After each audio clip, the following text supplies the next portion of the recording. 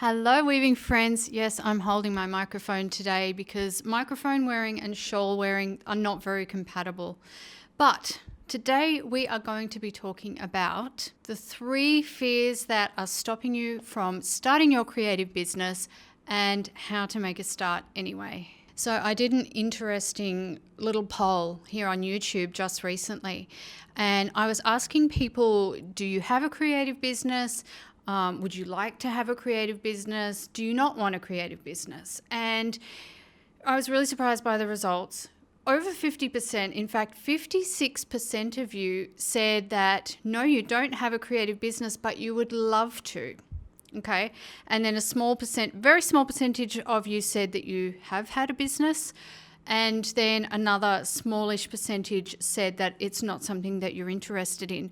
But I was really surprised by that 56% because, I'm the sort of person where I'm like, and I guess it's the age that I'm at as well, and maybe my slightly non-negotiable attitude these days, but I come from the camp of if you want to do something and you know what it is, then do it. That if you really want to do something, you should just do it. I know it's not that simple, but I just see a lot of people saying, especially in the weaving world, I really want to get started, or I want to do that one day. I'm not a one-day person. I'm like, today, let's do this today. It's something I want to do. I'm going to make a start. That's just me. And I guess that kind of attitude can have its drawbacks as well, because I can tend to rush into things. But at the same time, there are times where it feels like a little bit of a gift, because then I can share that enthusiasm and that desire to be active, to do things that I want to do with others, to help you feel the same and to help you get past the things that are stumbling blocks for you. And that's exactly what I'm going to be talking about today. So I have been running my own successful business for 10 years now. So I have a bit of experience to talk about these kind of things. One thing that I really want to reassure you is that you don't have to know all the things in order to make a start, and you don't have to have all the things, and nothing has to be perfect. After 10 years, I can honestly say nothing is perfect in my business. Nothing is just as I would have it and exactly as I would want it to be, but that's just life, isn't it? Nothing's perfect. It's a journey. It's moving forward. It's trying new things. It's getting results and sometimes not getting results and learning from that. But I have observed over the years something that I think stops people from taking the first steps towards something that they really want to do, whether it's a business or whether it's something completely different, and that is fear. Today I'm going to be covering the 3 types of fear that I think are the biggest stumbling blocks to being able to start your own handmade creative weaving business. I think we should take a brief pause here to just appreciate what I'm wearing today. This shawl is one of my favorite things at the moment. Now, if you bought the first issue of the brand new Weft magazine, or perhaps it's still on its way to you, it's an edition that's all about plain weave. It's a beautifully produced magazine. I wish I had mine here to show you, but it's in the house, so I'll have to put a picture of it on the screen. It's just beautiful. It's more like a book, a curated book, than a magazine. It's really lovely to look at. And anyway, this is my shawl project from that first edition. I was very honoured to be asked to be involved with that edition, and this is what I came up with. And sometimes it's so great to weave something or design something that you have a brief. So usually when I'm designing, it's completely out of my head. I'm making all of the decisions. But then if I'm doing some magazine work or I'm designing for somebody else, then I usually have some sort of a brief, whether it's the colors or the yarns or the exact description of what the article should be. And so for this issue is all about plain weave. While I really liked the idea of doing a plain weave shawl, I love to do this, show people and flesh out what else can I do on that same plain weave threading. So with this shawl, I incorporated a variety of techniques. Shall we have a little bit of a closer look so you can see the individual parts that I'm talking about? So You can probably see here the horizontal lines that go across. That is clasped weft, and I did that throughout the whole piece. And then coming down a little bit, we have some inlay panels. So the little boxes you can see there where I've incorporated some different yarns and some sparkly yarns and some gold. And that turned out really beautiful. And then if we go further down, we have some finger control techniques here with some gold yarn again. So you can see I really wanted this shawl to be something a bit special. And then in the warp, I've included some, different colors vertically and horizontally, just to give that real uniqueness.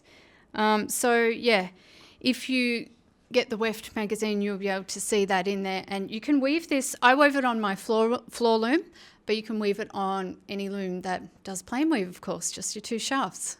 So in addition to these 3 forms of fear that I think prevent people from making a start, I'm also going to give you 3 baby steps to kind of not just counter each form of fear, but to give you some concrete ideas and actual steps that you can take that are not difficult, that won't require a lot of time, and they're also very economical. They're either free or extremely low cost steps. So let's get into the first fear, and that is the fear of the unknown. It's fair to say you don't know what you don't know, right? Okay, so for some people, you might be like, well, I really want to make a start, but I just don't know what to do. And yeah, that is completely fair, because if you've never had a creative business before, you're kind of on the outside looking in going, well, what is it that those people do all day, and how do they know what to do, and how did they learn what to do? And you think of like all the times that you've started a brand new job, and it might be in a completely different industry to what you've worked before, and you're like, I know nothing here. You need to be trained, right? You need a bit of time, and by the end of 1 week, you're okay. By the end of 2 weeks, you know much better what you're doing. By the end of a month, you're kind of part of the team. And that's a natural thing, for learning anything new. No one is expected to know everything all the time. So when I look at my business, it started as an absolute mini micro movement. It was just me, and I was doing everything myself and trying to figure things out along the way. But here's the key. I started with 1 step at a time related to a goal that I wanted to achieve. I started with no money. I started as a homeschooling mum, and I was still actively homeschooling my little kids at the time that this business started. And so everything worked around what I was doing in the home. I didn't start with a business plan. I didn't start with a huge launch. I didn't tell anyone what I was doing because, to be honest, I didn't really know what I was doing at the time. I was it was like an extension of what I had been doing for years before that, which was making things and sharing it with people online mostly. And that was just what I continued to do with the business, and the business grew out of that. So when I first began, and let's say that I started making some videos on YouTube, I didn't even know how to upload a YouTube video. I didn't know how to edit a video. So initially, my son helped me with those kind of technical things and showed me what to do. I learned pretty quickly how to do the basics of that. Again, it wasn't professional. It wasn't brilliant, but it was a start, and it allowed me to move forward in the business, even if I didn't know it was a business at that time. So because I started out so small, there were so many things that I didn't know and didn't need to know to get started. I just needed to know a couple of things like how to upload a video, how to edit a video, writing a blog post, those kind of things. They're pretty basic things that a lot of people just do for a hobby anyway. So this is my first baby step recommendation to you, and that is to start a blog. Now, would you believe I have had a blog since 2008? Really, I have. I know it's a very long time, and my blog now is completely different to what it was back then. There are a lot of people these days who are saying blogging is dead. Don't bother to blog because it's not going to do any good for you. And, I think that they're right if you're going to blog in the same way that I did in 2008. But the way that I blog in 2025 is completely different. I have goals, I have directives, I know how to share the information, I have the information up here. I have all this stuff to share. My blog, when it started, was basically just a little hobby blog, a way for me to say, hey, look, I knitted this cardigan for my daughter and this is how she looks in it. Or I dyed this yarn with these colours and this is how it looks. So it was a really different thing to actually what I do now, which is write articles and share free projects and share tutorials and all kinds of really valuable information. So the great thing about starting with a blog is it's easy. It's usually free. If you start with WordPress, which is, I use WordPress to this day, it's free to start a blog, but you will need some form of hosting.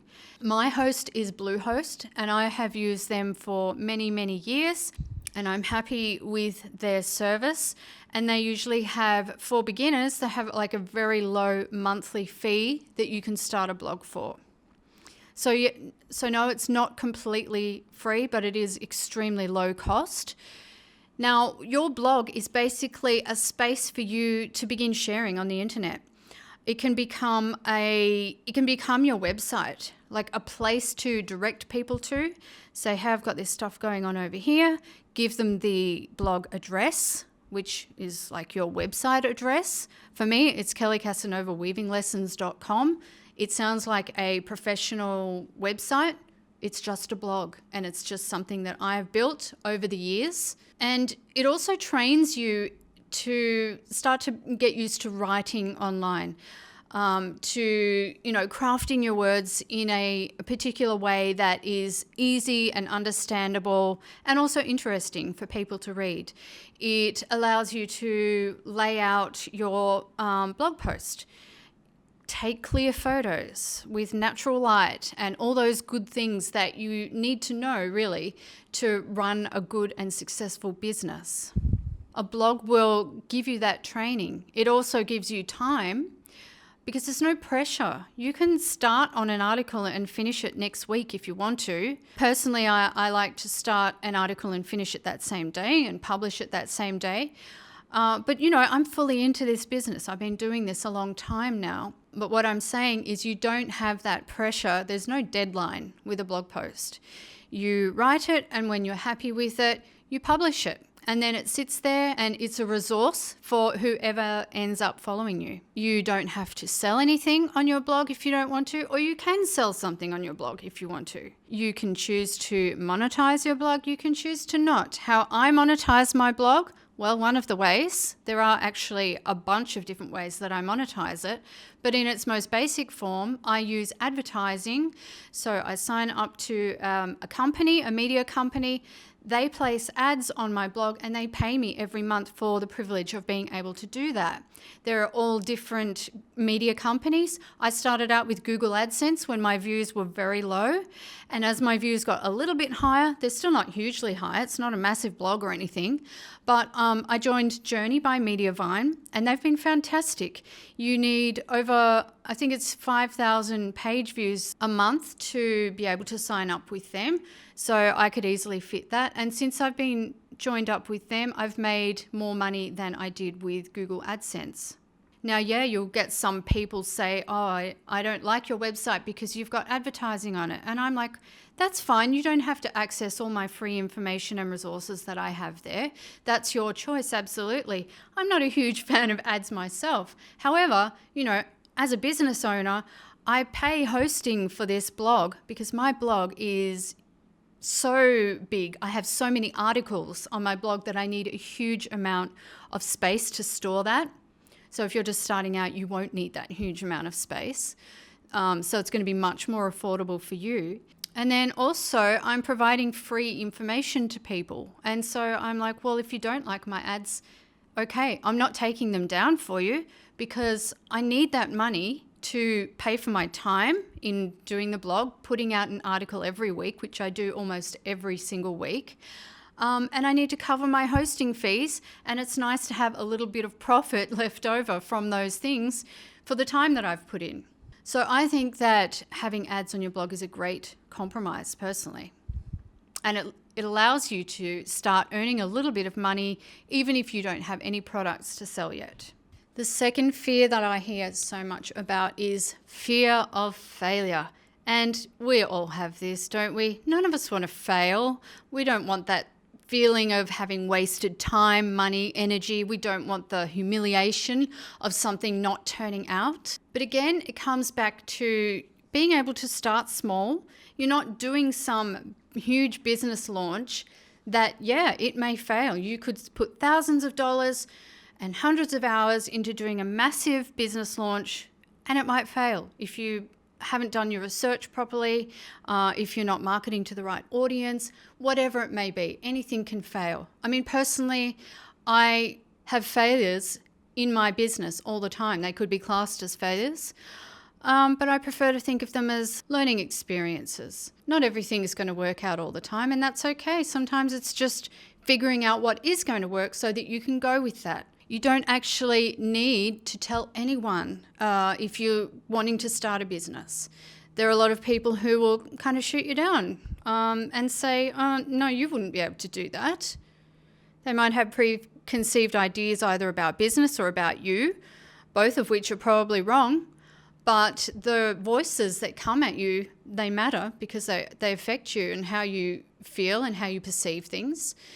So if you just keep it to yourself and just quietly work away like a busy little bee, that's probably going to be better than saying, hey, everyone, I'm starting a business.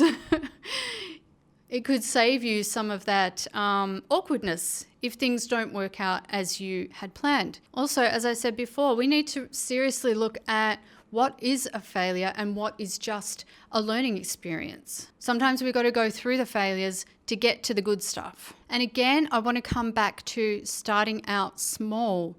You are so less likely to fail or to go the wrong direction or to waste your time or money if you start out small so that it becomes a natural rhythm within your life. A natural progression towards something bigger if you wanted it to be bigger, but you don't have to start out that way and have all the bells and whistles on opening day.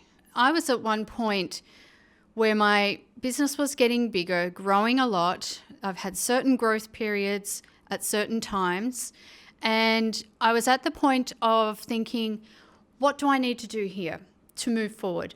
Do I need to start hiring people and have sort of a team around me? Because at one point, all of the business advice was, well, you can't grow your business without a massive team. And one of you recommended a book to me. I've had so many good book recommendations from all of you fabulous YouTube followers, which I've really appreciated because I love reading and I love learning. But this book is Company of One by Paul Jarvis. And I read this and it really helped me to reevaluate where I wanted my business to go realistically. I mean, a lot of people might say, well, of course I want my business to succeed and I want it to grow bigger and bigger every year and I want to be a millionaire or whatever it is that is your end goal. But you have to think about the things that are going to get you to that point. And also your idea of what your business, what you wanted your business to be when you started out. So for me, I always had the idea that I wanted to come across as authentic as possible. I wanted to be as transparent and honest as possible, and I wanted to help people. And when I really thought about it, hiring a team was going to move me away from those directives rather than towards. So yes, I might be a millionaire by now if I had hired a team, but reading this book and receiving this kind of encouragement that it's okay to stay small if you want to was a really good thing for me. So if I think about hiring people and having staff and doing payroll and all the money that would have to be generated in order to pay those staff, and instead I'm sitting here talking to you, out the window the sun is shining, it's so peaceful, I can see the birds in the trees, I'm in my little studio, in my little space. I have no pressure on me at the moment. I don't have to do anyone's payroll. I don't have to think about who's doing what and if they're bringing me value in the money that I'm paying them as an employer. None of that. And you don't have to think like that either. Okay, so here's my second baby step. And this one is huge, like hugely important, not difficult to do. That is to have a mailing list. This has been so crucial for my business to have a mailing list, because it doesn't really matter how many followers I have here on YouTube or on Instagram or Facebook. I can't contact you people individually. Like if I'm thinking about Sally and I want to contact Sally about something, maybe it's about a class, or I want to give her a tip on something that I know she's struggling with. If I don't have a mailing list, I can't contact her. Maybe I can find her in DMs somewhere, but then what if social media goes down? Or what if social media changes so that, you have to start paying, or the structure changes, whatever it is.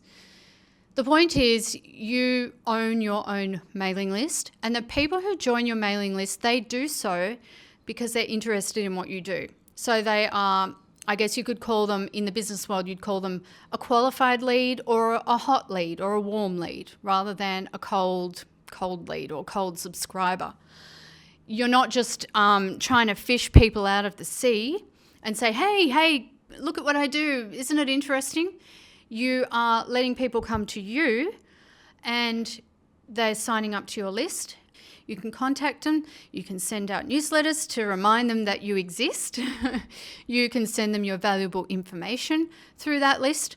If you're on my email list, you'll know that I send out a newsletter every single Friday, and my people on my list, they have come to expect that. They know that every Friday morning, this is Friday in Australia, so different time zones will be at different times, but that's when I send out the newsletter, so people know what to expect from me. They also know that I'm going to provide value in every newsletter, that it's worth opening. That I'm not just there to sell them something, that I'm there to help and provide value. And I do that in a bunch of different ways. Now, for my mailing list, I use Kit. They used to be called ConvertKit. And I'm very happy with everything that I can do in Kit. It's a great platform. You can have up to 10,000 subscribers for free with Kit, which is just amazing. You are limited in some of the other functions that you can perform, but you can gather those names and emails, up to 10,000 of them for free. Amazing. And once those people are on your list, you have a way of getting into their inboxes every week, like I do, if you want to. Your mailing list can also work in with the idea of you having a blog, because on your blog you can have spaces either within articles that you write or with pop-up forms, or however you do it. I do both.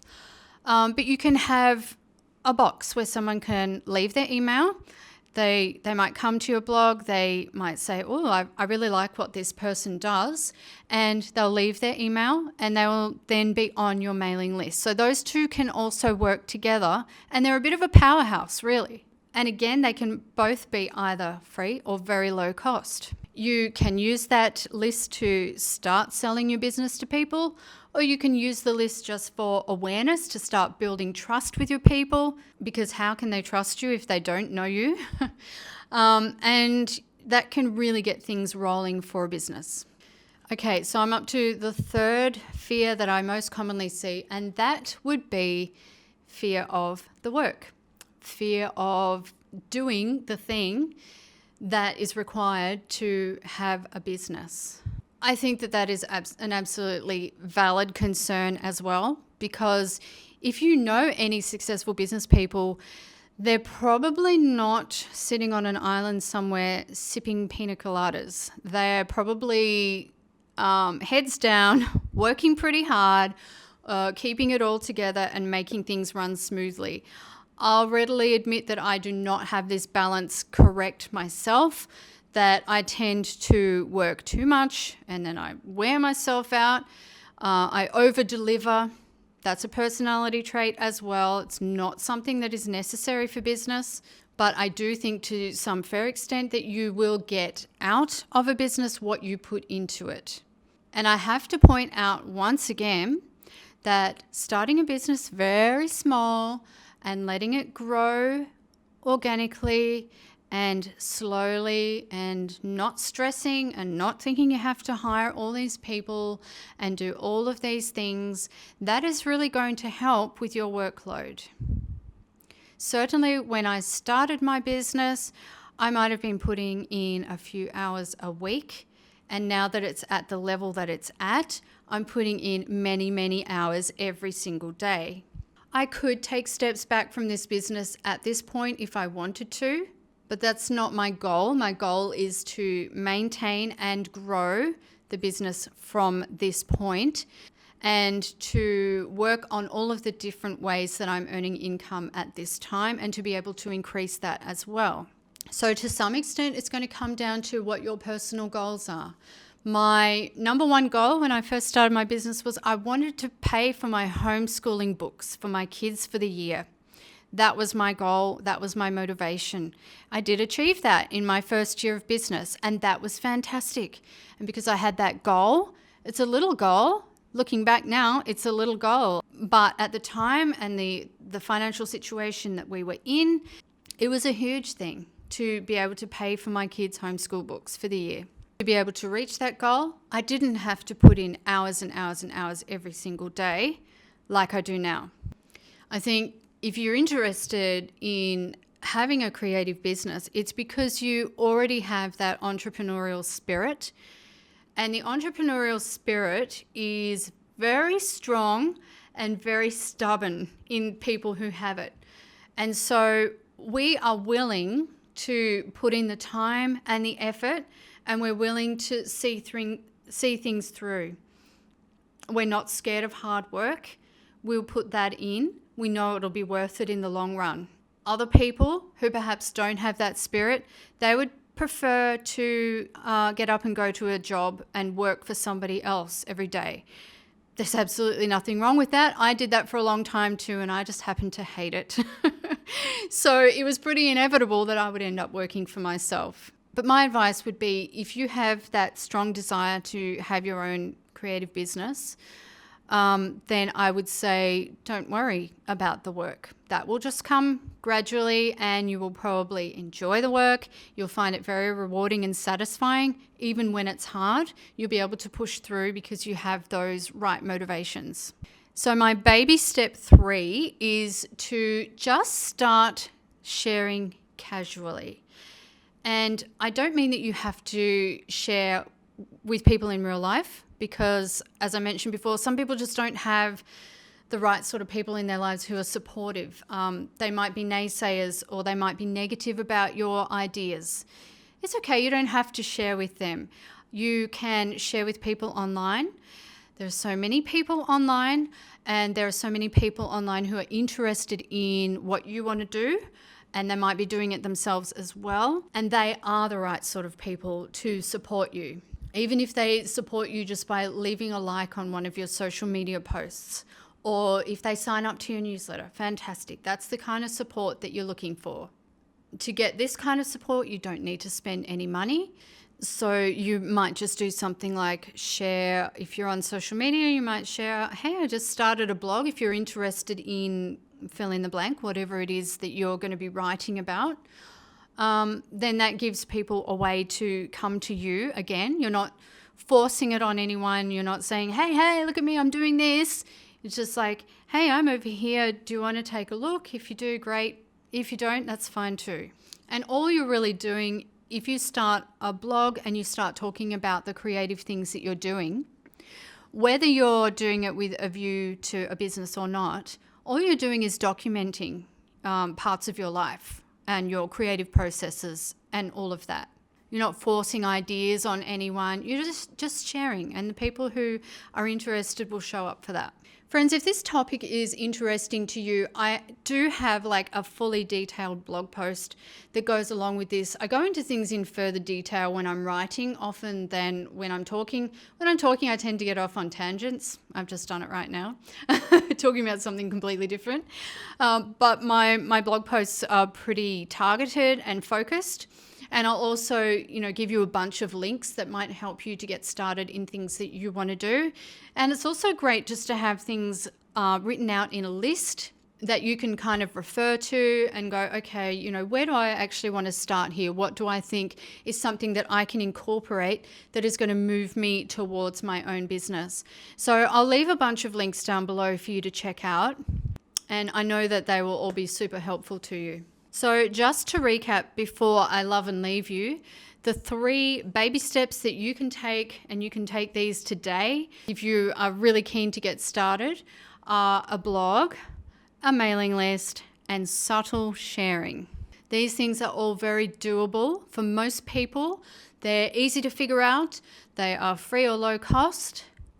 And they might just be the thing that help you to really get started in your own handmade or weaving business. Now, with that blog post that I mentioned, I'm also going to include a free printable for the tools that I use most to run my business. And this is going to differ a lot between different types of business models. But I found it really helpful in my early days to look at what other people were doing, but also to know what resources were they using, what tools were they using, how did they actually produce this content that I'm consuming. That really helped me to find the right softwares, the right platforms, the right tools that I needed to run my business successfully. I hope you enjoyed this talk. I love talking about business. I'm actually quite passionate about it. I love talking to women in business. I've done a little bit of business mentoring, and to me, it's just fun because I love, whether I'm teaching weaving or something else, what I really love and what is on my heart is to help people get results and to help them see that they can achieve their goals. Well, that's it from me today. And until next time, happy weaving.